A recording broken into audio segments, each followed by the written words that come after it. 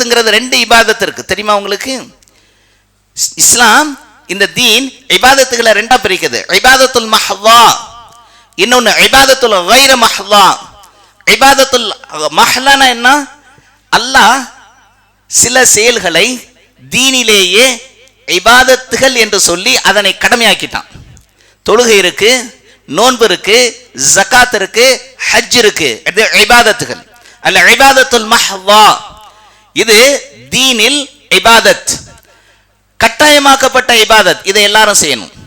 இன்னொன்னு இபாதத்துல் கைர மஹ்லா, நாம சாப்பிட்றோம், தண்ணி குடிக்கிறோம், நிக்காஹ் பண்றோம், ரெஸ்ட் ரூம் போறோம், கொடுக்கல் வாங்கல் செய்யறோம், இதெல்லாமே நம்ம மட்டும் செய்யல, மற்றவர்களும் முஸ்லீம் அல்லாதவர்களும் செய்யறாங்க. எல்லாருக்கும் இது காமனான செயல். அவங்க இதை தொழுகிறல, நோன்பு வைக்கல, ஹஜ்ஜி செய்யல, ஜக்காத் வைக்கல, இது நம்மீது கடமை, நாம மட்டும்தான் செய்யறோம். அந்த செயல்களை அவங்களும் செய்யறாங்க.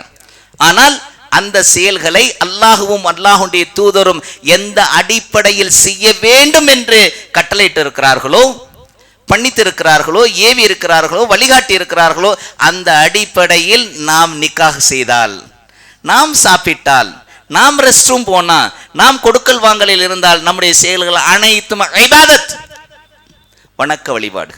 இப்படித்தான் இஸ்லாம் காட்டியிருக்கு.